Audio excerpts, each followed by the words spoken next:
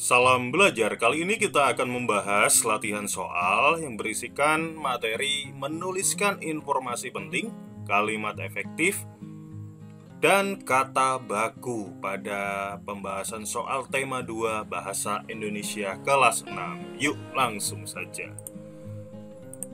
Pada soal pertama, teks proklamasi kemerdekaan Indonesia dibacakan pada tanggal 17 Agustus 1945. Pada hari itu juga, salinan naskah proklamasi yang sudah ditandatangani oleh Soekarno dan Muhammad Hatta disampaikan kepada Pusat Jawatan Radio (RRI) untuk disebarluaskan. Proklamasi kemerdekaan disiarkan 3 kali berturut-turut oleh Yusuf Ronodipuro, Bakhtiar Lubis, dan Suprapto. Ide pokok dari teks tersebut adalah kita akan mengidentifikasi untuk ide pokok pada teks yang ada di soal pertama. Coba kita akan cek yang A. Pembacaan teks proklamasi kemerdekaan Indonesia. Dalam teks ini tidak ada pembahasan secara khusus untuk pembacaan teks proklamasi. Jadi jawaban yang A adalah jawaban yang salah. Yang B. Penyebarluasan naskah teks proklamasi. Nah, ini berisi tentang penyebarluasannya, berarti jawabannya adalah benar.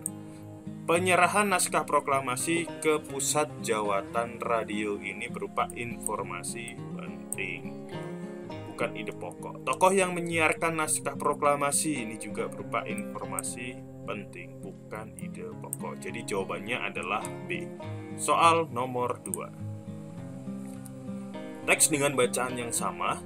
Saya akan langsung bacakan untuk pertanyaannya. Informasi penting yang sesuai dengan teks tersebut adalah A. Pada tanggal 17 Agustus 1945, Soekarno dan Muhammad Hatta membawa salinan naskah ke Pusat Jawatan Radio.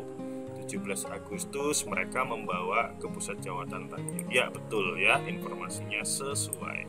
Kita coba cek yang B. Soekarno dan Muhammad Hatta menyiarkan naskah proklamasi melalui Pusat Jawatan Radio. Yang menyiarkan bukan Soekarno dan Muhammad Hatta. Jadi salah ya. Yang C. Naskah teks proklamasi disiarkan ke seluruh Indonesia hanya melalui Pusat Jawatan Radio. Di sini teksnya tidak menjelaskan ya. Tidak sesuai dengan teks. Yang D. Yusuf Ronodipuro, Bakhtiar Lubis, dan Suprapto turut serta dalam penyusunan naskah teks proklamasi. Mereka bertugas untuk menyiarkan, bukan menyusun naskah. Jadi jawaban yang benar adalah A. Nomor berikutnya, dengan teks yang masih sama. Antonim kata yang dicetak tebal pada teks tersebut adalah, sini antonim ya, pusat. Dari kata pusat. Pusat itu adalah artinya sebenarnya sinonimnya tengah, kemudian juga sentral, lalu bisa juga inti. Jadi lawan kata dari sini ya tepi. Jadi jawabannya adalah tepi, gitu ya. Ini jawaban yang benar. Nah, pusat itu memiliki sinonim tengah, sentral, dan inti, tapi berlawanan dengan tepi. Antonim adalah lawan kata. Nomor berikutnya, nomor 5. Perhatikan teks berikut. Perundingan Linggarjati merupakan salah satu perjanjian antara Indonesia dan Belanda dalam sejarah kemerdekaan. Perundingan Linggarjati diambil dari nama daerah tempat dilakukannya perundingan tersebut, yaitu Linggarjati, Kuningan, Jawa Barat. Perundingan tersebut dilaksanakan pada 10 November 1946. Hasil dari perundingan Linggarjati tersebut adalah Perjanjian Linggarjati. Pada saat itu, Indonesia diwakili oleh Sultan Syahrir, Muhammad Rum, Mr. Susanto Tirtoprojo, dan Dr. Aka Gani. Belanda diwakili oleh Profesor William Sermehon, F. de Boer, H. J. van Mook, dan Max van Pol. Informasi penting yang dapat ditemukan menggunakan kalimat tanya kapan yang tepat sesuai isi paragraf tersebut adalah ya, kapan ini menanyakan waktu terjadinya perundingan Linggarjati, yaitu pada tanggal 10 November 1945. Berarti jawaban yang benar adalah B. Lanjut ya. Nomor 6. Masih dengan teks yang sama, saya akan langsung bacakan soalnya. Arti kata yang dicetak tebal pada teks tersebut adalah, di sini cetak tebal adalah kata perundingan. Kita sama-sama cek satu persatu.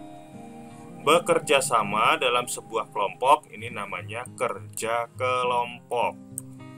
Kesepakatan tentang suatu hal. Kesepakatan tentang suatu hal ini adalah musyawarah. Coba kita simpan dulu jawabannya. Yang C, perjanjian kedua belah pihak, itu namanya kesepakatan. Lanjut, perwakilan dari sebuah negara namanya utusan.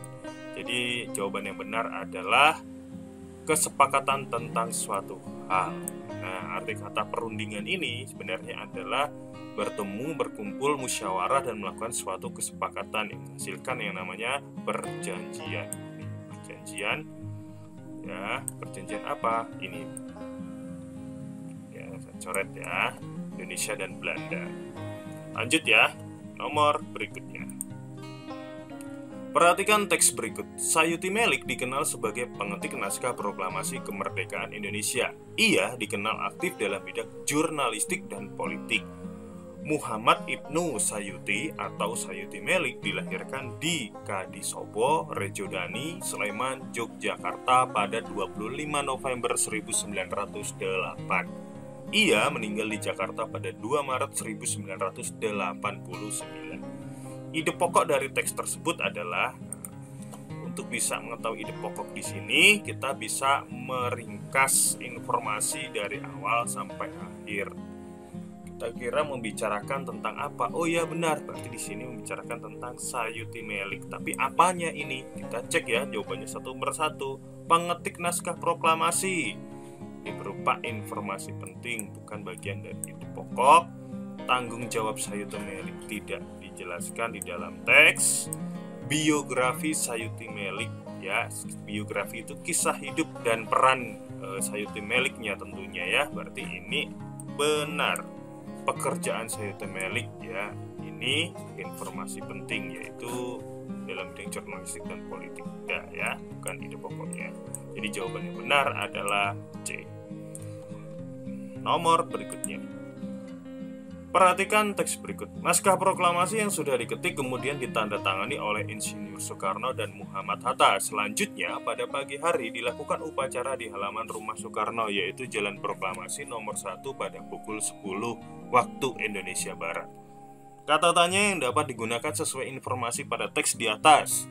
Coba kita cek satu persatu. Siapa? Apakah ada siapa? Ya, ada ini ya. Soekarno dan Muhammad Hatta. Siapa? Ada. Kapan? Waktu ada. Kapan? Di mana? Di mana juga ada proklamasi. Berarti jawaban A benar. Oke, kita cek yang B, yang berbeda dengan mengapa. Mengapa tidak ada alasan di sini? Jawabannya salah. Di mana, kapan, mengapa, ini tadi ya sama ya. Mengapanya salah. Kapan, di mana, bagaimana? Oh, masih belum tepat untuk menjawab pertanyaan sesuai informasi. Jadi jawabannya adalah siapa, kapan, dan di mana. Lanjut. Nomor berikutnya.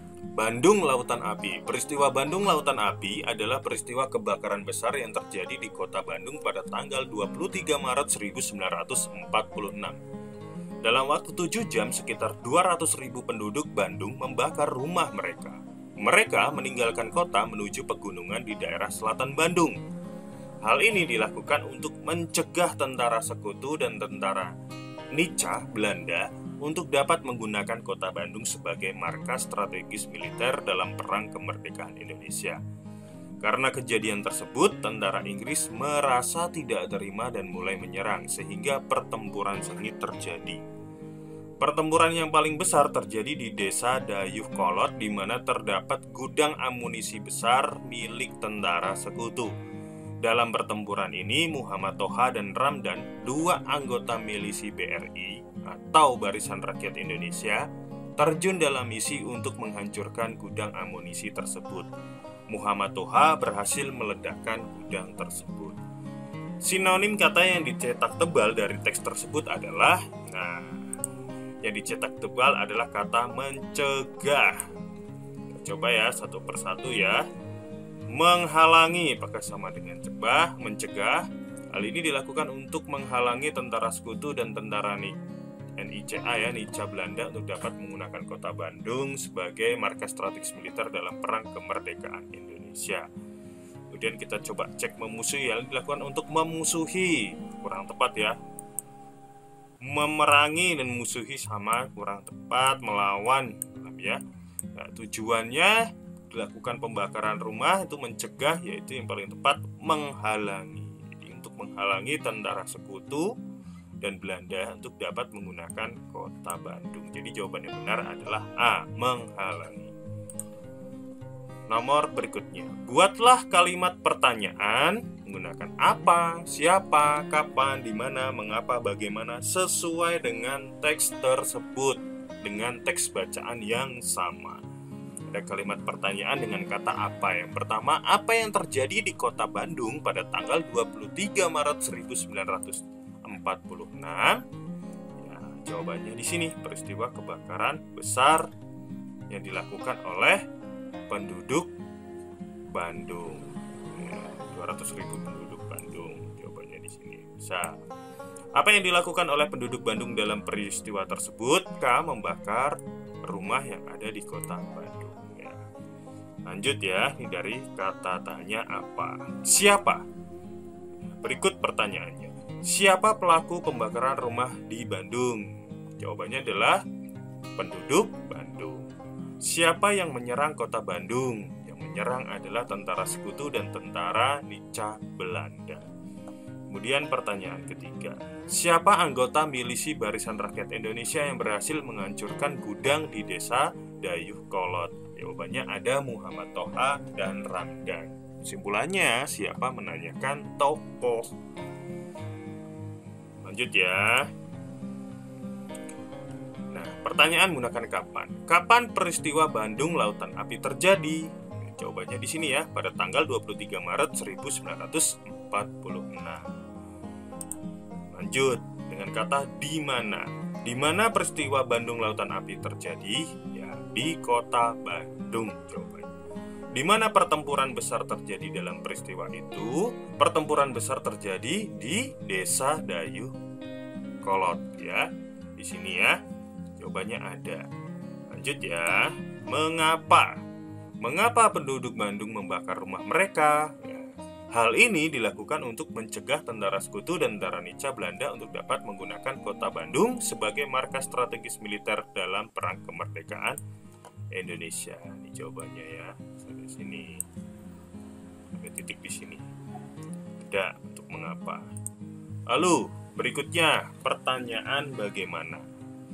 Bagaimana cara penduduk Bandung mencegah tentara sekutu menguasai kota Bandung? Adakah jawabannya? Ada. Jawabannya adalah penduduk Bandung, ya 200.000 penduduk Bandung membakar rumah mereka, kemudian meninggalkan kota menuju pegunungan di daerah selatan Bandung. Ini menjadi jawaban dengan pertanyaan bagaimana. Berikan tanda checklist atau centang pada penulisan kata baku, kemudian perbaikilah kata tidak baku menjadi kata baku. Kita bisa mengeceknya menggunakan Kamus Besar Bahasa Indonesia untuk melihat apakah ini kata baku ataukah tidak. Coba kita lihat ya, menggunakan Kamus Besar Bahasa Indonesia dari kata artefak. Artefak. Ada kata artefak. Ya, betul, artefak. Itu seperti benda-benda yang menunjukkan kecakapan kerja manusia atau barang ya, hasil kecerdasan manusia. Berarti jawabannya benar. Checklist ya. Berikutnya, atmosfer. Atmosfer.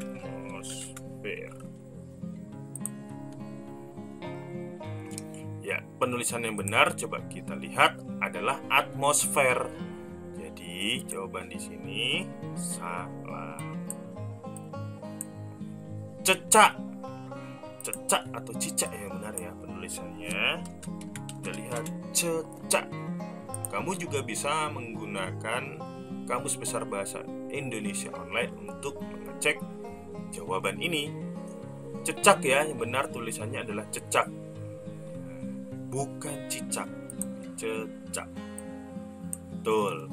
Cendera mata. Cek ya. Cendera mata. Apakah benar penulisannya? Ya, yang benar itu dipisah. Cendera mata.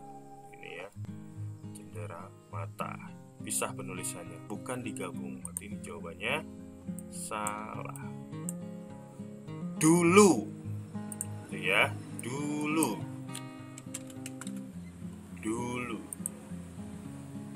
Dulu itu penulisan yang benar adalah dahulu. Tapi ini salah ya, salah. Lanjut, bertanggung jawab. Bertanggung jawab itu yang benar terpisah. Bertanggung jawab. Lihat, pastikan ya benar ya. Bertanggung jawab dipisah bukan digabung, berarti ini salah. Detil atau detail ya, bener ya. Detil. Adakah? Oh, detail yang benar adalah detail. Detail itu rinci. Ini salah juga. Pondasi. Kita lihat. Yang benar adalah fondasi menggunakan F. Itu biasanya dasar bangunan. Ini menggunakan huruf E, fondasi. Saksama atau seksama. Ya, yang benar adalah saksama, teliti atau cermat artinya. Betul. Karisma.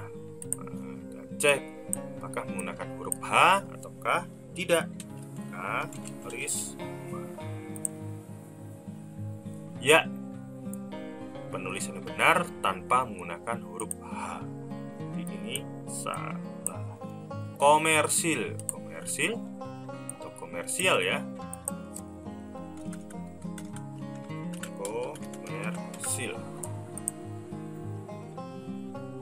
Komersil. Lihat, komersial. Ya, yang benar penulisannya adalah komersial, bukan komersil. Ini salah. Kosakata, cek kosakata tidak dipisah, berarti ini benar. Kemudian merubah, apakah merubah ataukah mengubah? Merubah.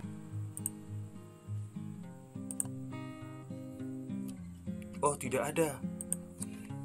Coba mengubah. Mengubah ya, benar dari kata ubah. Mengubah, berarti ini salah. Benar mengubah, bukan merubah. Putra atau putera.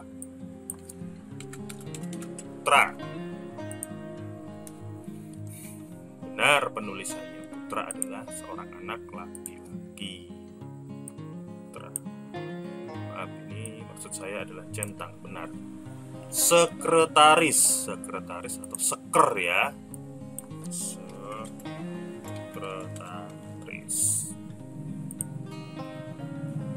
Sekretaris, betul ya penulisannya sekretaris, benar. Ya, demikian pembahasan soal latihan evaluasi untuk persiapan penilaian harian. Terima kasih, Tuhan memberkati.